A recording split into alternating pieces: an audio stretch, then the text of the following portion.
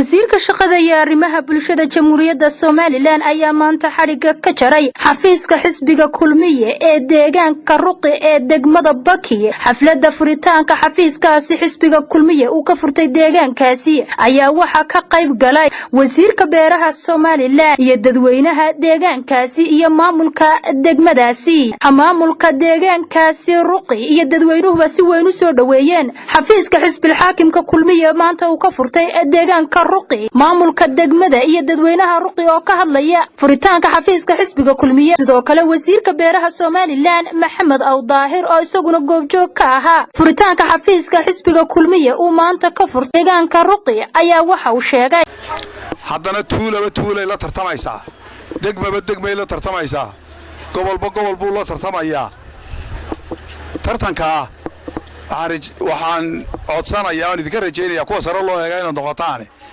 ugu dambeyntii wasiirka shaqada iyo arrimaha bulshada Jamhuuriyadda Soomaaliland Maxamed Cabdilaahi Ofsiye ayaa halkaasi ka hadlay wuxuuna si weyn u soo dhaweeyay furitaanka xafiiskaasi wuxuuna uga mahad celiyay sida diirana u soo dhaweeyeen dadka deegaankaasi inaad ugu jirtaan muxuu ahaa u qaadataan kaarka ayaa muxuu ahaa laga maarmaana aqalkii muxuu ahaa xisbiguna waa ka maanta furmay nasiib wanaag wasiirka beeraha oo hawl kale u socday baa muxuu ahaa aan kula kulanay kaarasha ayaa guusha lagu kala qaadaya sida loo qaato marka waxaan idku adkaynayaa inaad kaarka cod bixinta nin walba inuu qaato.